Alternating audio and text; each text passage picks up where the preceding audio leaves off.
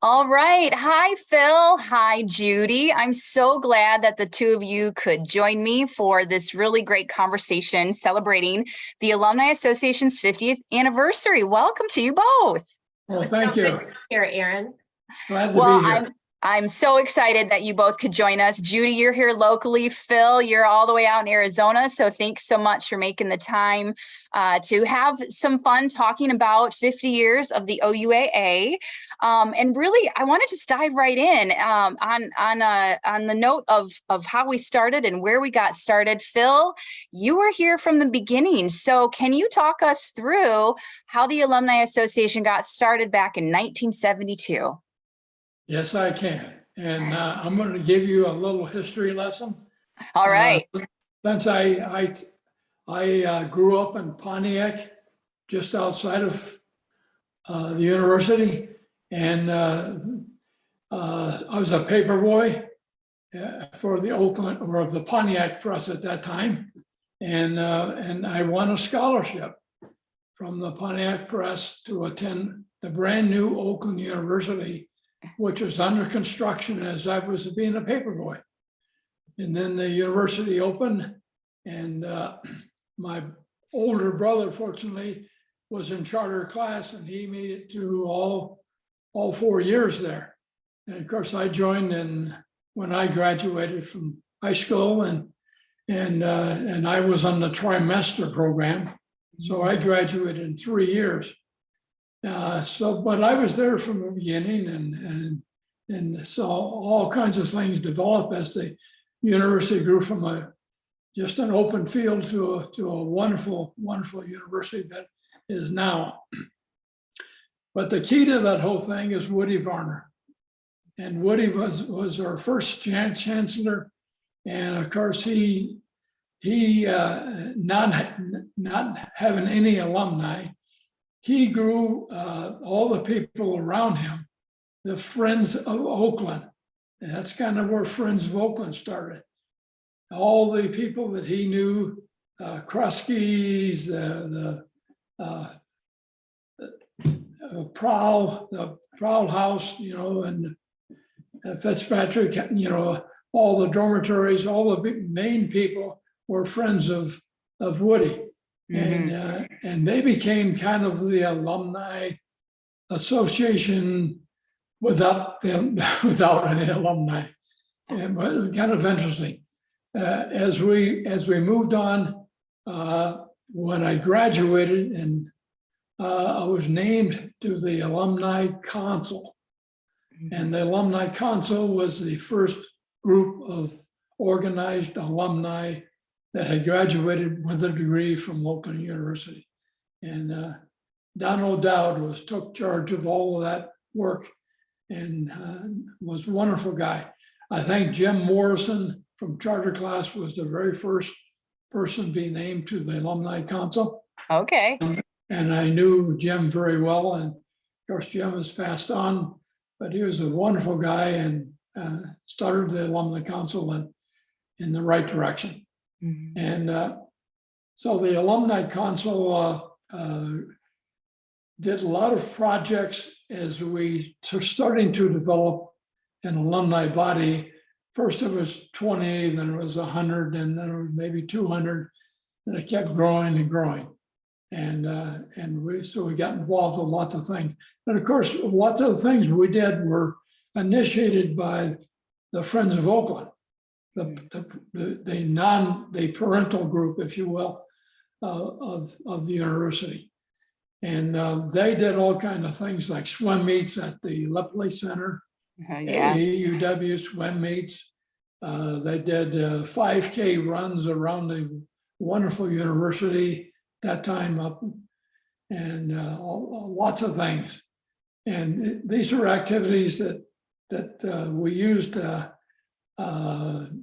just to have fun and develop as an alumni association.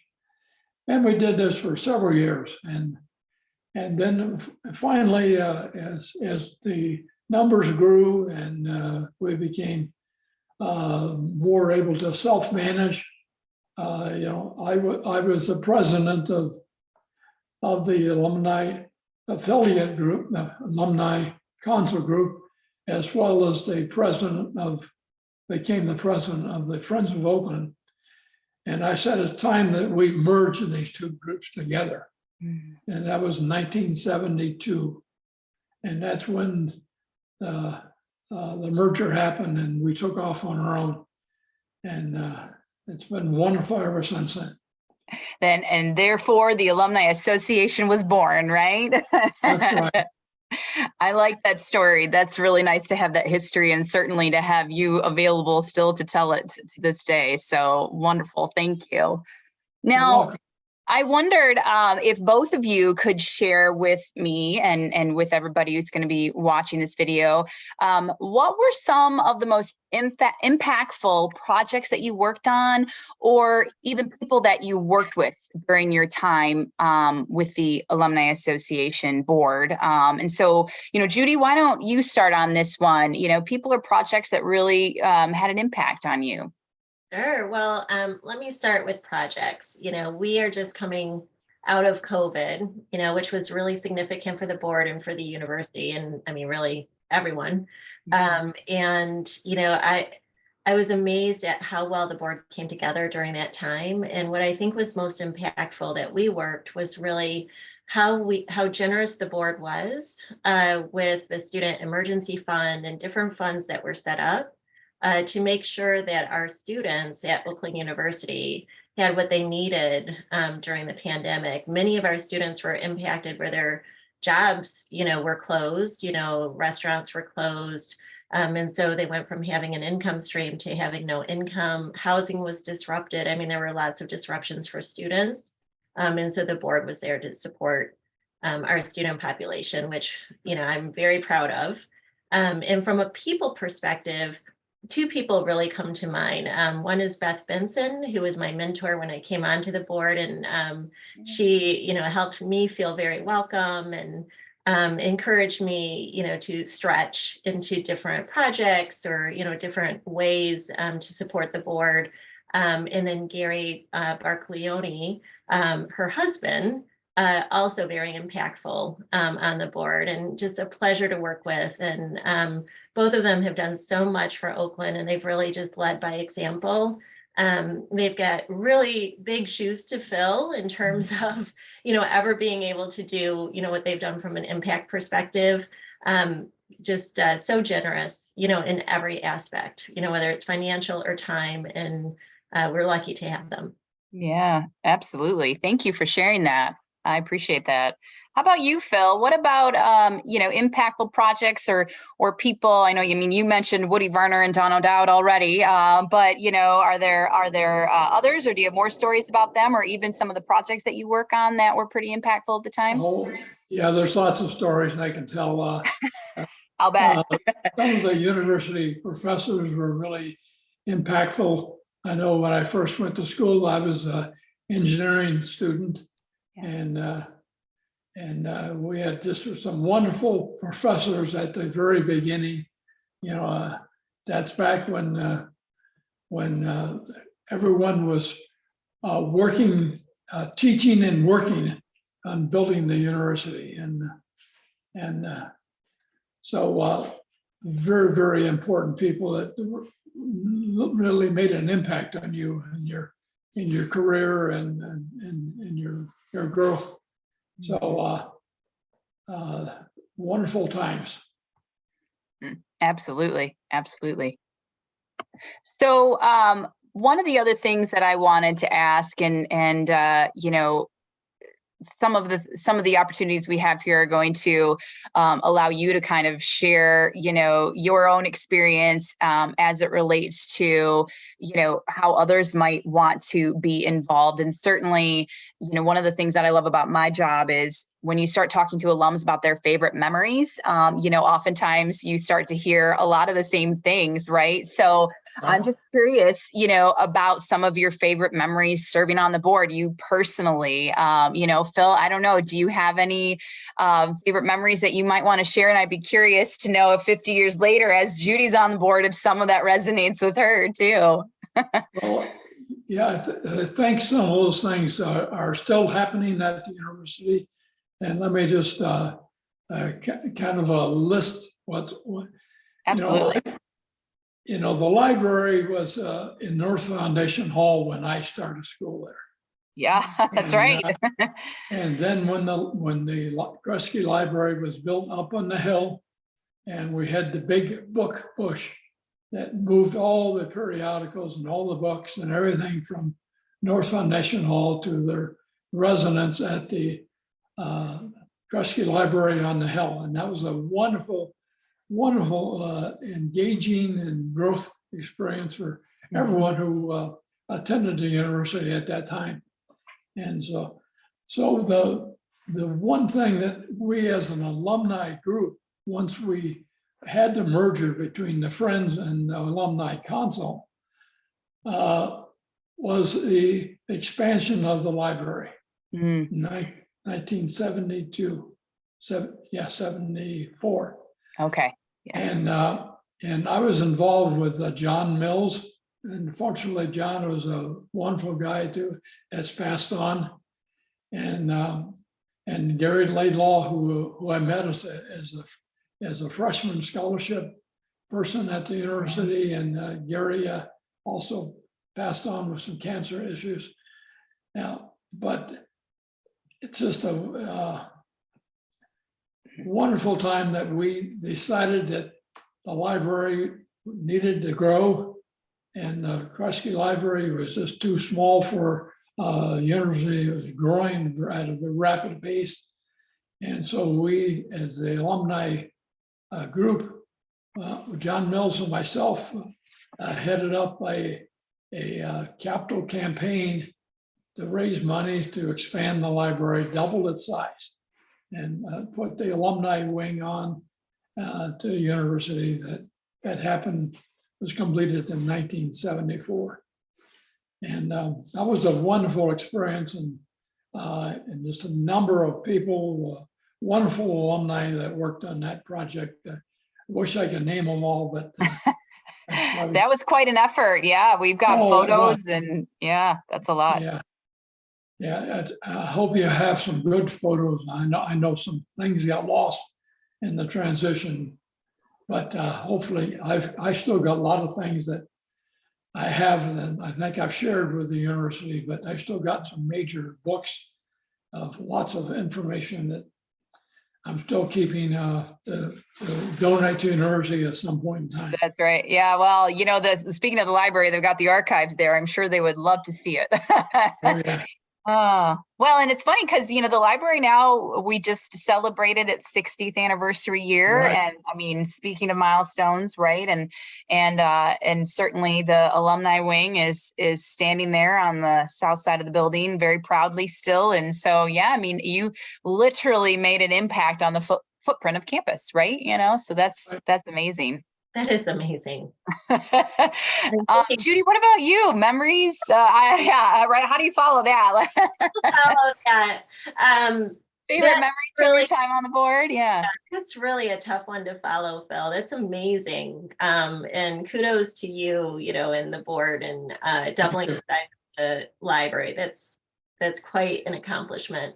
From my perspective, serving on the board, much of my time was during the pandemic, when I was on the board. And so it was a completely different experience.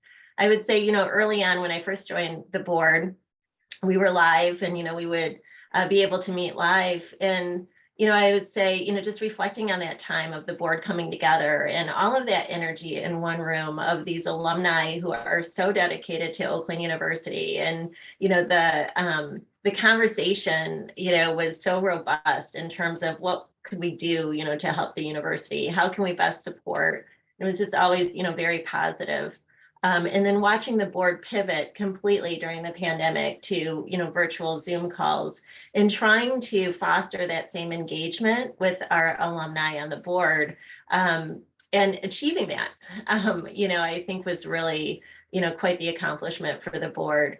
And we even had some fun, during the pandemic, with a wine and cheese tasting virtual, event, and bringing the board together, just trying to, get through all of that together while making an impact on the university. So we didn't build a building, but I think we built a lot of connections and really tried to reach out to our alumni network virtually and engage them in a different way from a social media perspective, and foster that engagement with over 100,000 of our alumni. So yeah, not a building. Well, but you know what though, you know, whether you knew this or not, or you're teeing up the next question that I have for this for the two of you really well. So I'm going to have you continue, and then we'll jump to Phil. But how did your experience on the board, or how has it? Because you're still serving in your first year of chair, so you've got some time left. But how has that experience on the board impacted you personally? I mean, you talk about a very tumultuous time, like you mentioned, coming on the board at the onset of the pandemic. But, what kind of, personal impact has this experience had on you? I tell you, the experience that I've been given because of being a board member has been nothing short of amazing. And I'm just so grateful to the university and to you, Erin, for those opportunities. So the opportunities have ranged from being able to give the alumni, address at the commencement ceremony, to different keynote speeches on campus, to I'm going to be meeting with the board of trustees in, a couple months. So just amazing opportunities personally that have helped me grow and develop, from a personal perspective. And I wouldn't have had those opportunities had it not been for my experience on the board. That's awesome. That's good to hear. How about you, Phil? How did the experience that you had on the board, many years ago, how did that impact you personally? How did that, make a difference in your experience as an OU alum? Well, working on the board for many, many years, and meeting such a wealth of OU graduates and people that served their time on the board, and just wonderful friendships you established that you keep from the time you're a student until now. Here we are, seniors, and we're still friends with lots and lots and lots of people. Yeah, and, those relationships are for a lifetime, right?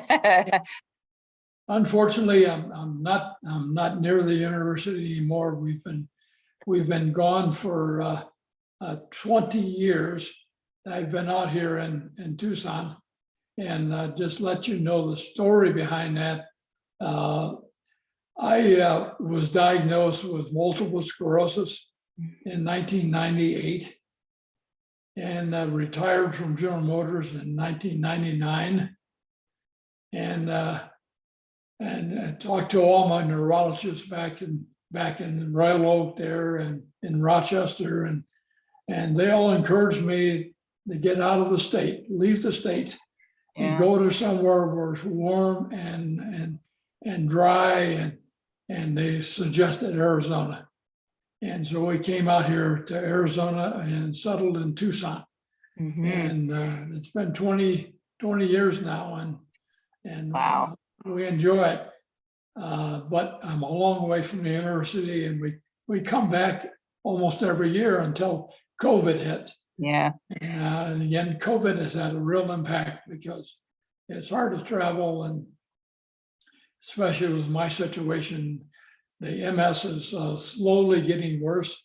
Mm-hmm. Mobility is a problem. I got to have a wheelchair in the airport and that kind of stuff. Right. So it's more difficult to travel now than it used to be. Mm-hmm. And the logistics of getting to the airport and getting on a plane and getting off and getting a rental car and the whole business. Yeah. But the university is a wonderful place, and for those of you that are still there, treat it with care. Well, actually, you're doing a great job now too, because you're teeing up my next question. What would you say to alumni who might want to get more involved? Phil, do you have anything that you would express to those who might be listening in on this conversation and might be thinking about getting re-engaged with their alma mater in that way? Well, it's the university and all of its attractions that are so important. But it's also important that your fellow graduates that are our fellow alumni now, you got to know who they are and establish some relationship with them. And that becomes very, very important. And you share and do things together for the university.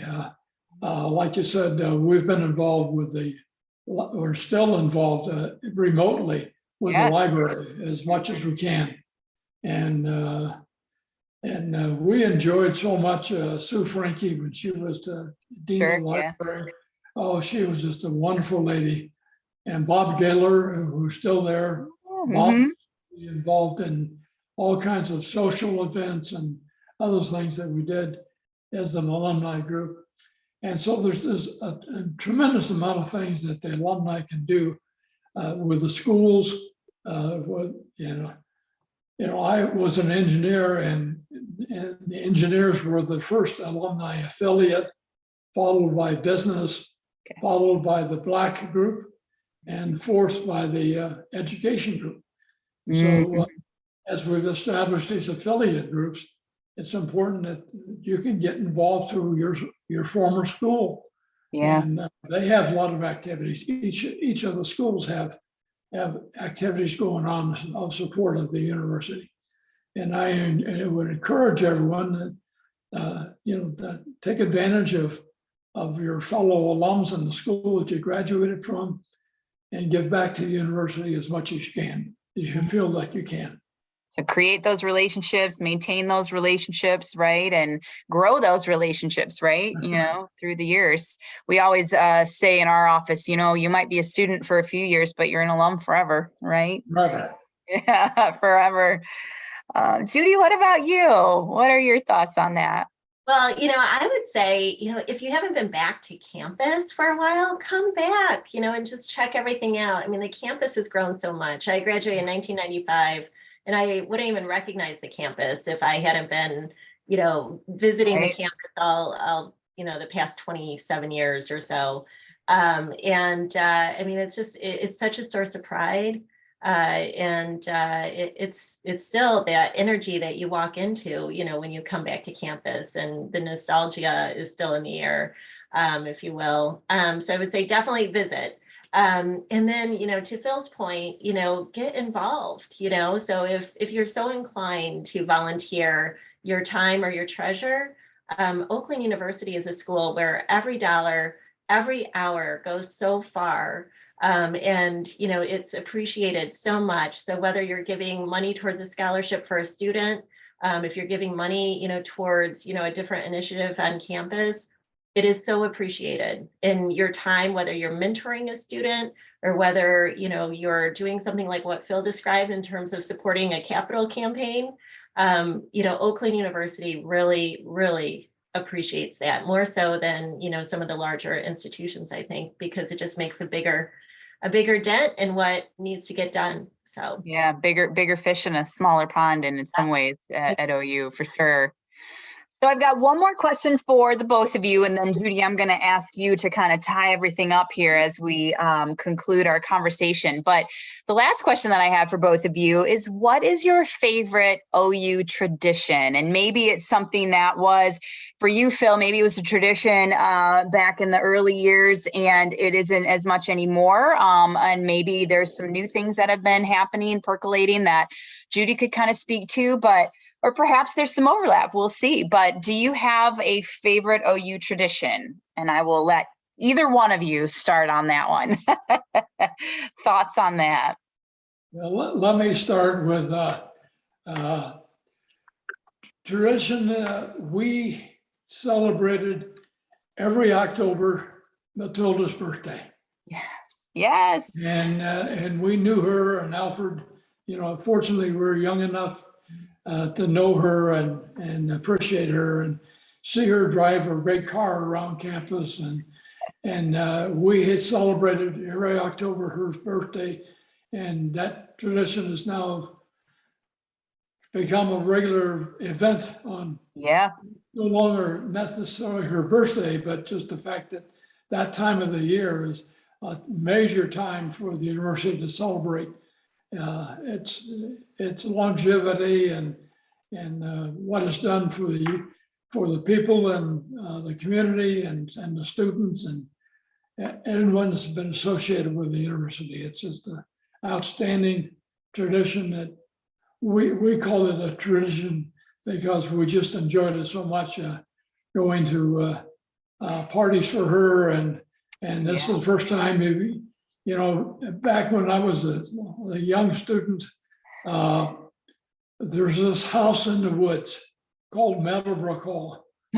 And nobody knew what Meadowbrook Hall was way back in the 50s and 60s. Yeah. It was somewhere out there off Adams Road and through some kind of a little entryway past the greenhouse, and it went back into the university, and there's this magnificent hall. Mm-hmm. And when you're a young scholarship student and you go there for your scholarship event and get the chance to meet Alfred and Matilda and see the hall and appreciate what is there, and don't underestimate it. It is a wonderful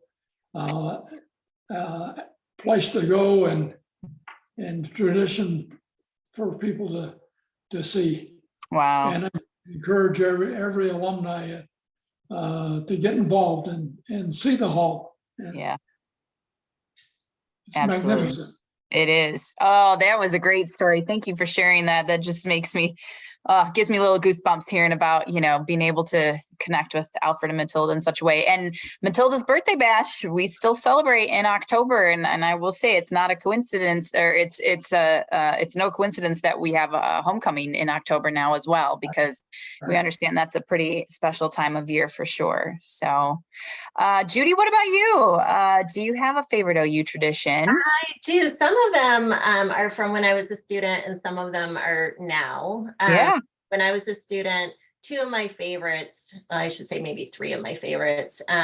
First of all, Meadowbrook Ball. So to Phil's point, it was so great to go to Meadowbrook Ball once a year, get all dressed up. The guys would wear tuxes, and of course we'd get our hair done, and everyone would be dressed to the nines. And it was so special. Everybody looked forward to that every year. The second was painting the rock. So there's a big rock on campus right by, the student center. And we would sneak out, dressed in all black at night so nobody would see us, and, bring our paint and, paint the rock.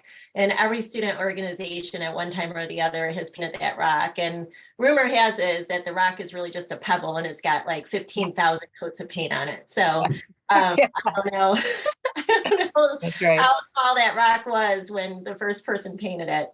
And then the other thing, that I remember from being a student was Mud Bowl. And so Mud Bowl was, the Greek organizations would basically come to a field in Pontiac, would have the firefighters spray down the field, and so it'd get nice and muddy. And then, two fraternities would play football against each other.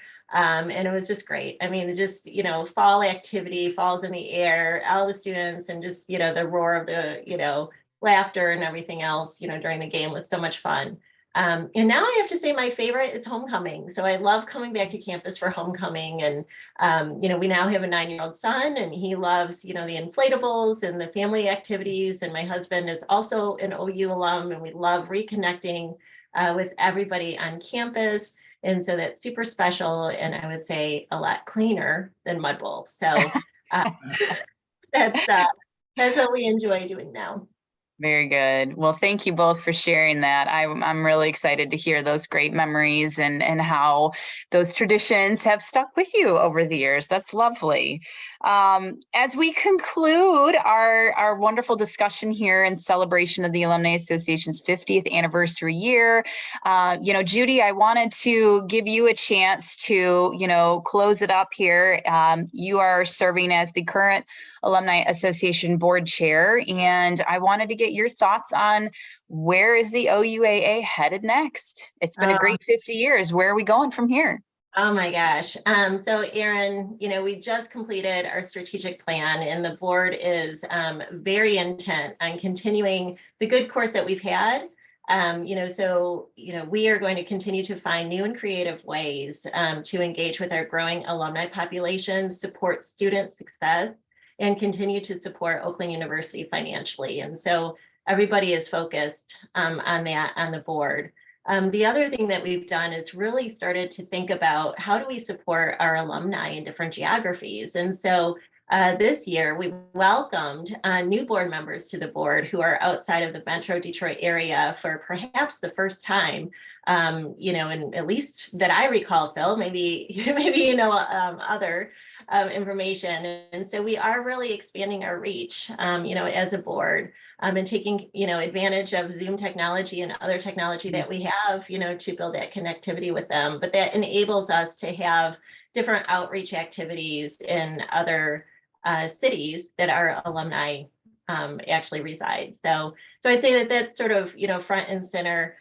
We have a very engaged board, but more importantly, the Office of Alumni Engagement is just fantastic and just a great group to work with. And so as an alumni, selfishly, I'm so grateful to have Erin, you and your team working for us every day and making our experience as an alumni as terrific as it is.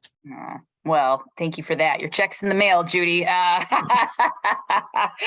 Well, listen, you two, I can't thank you both enough for your participation today.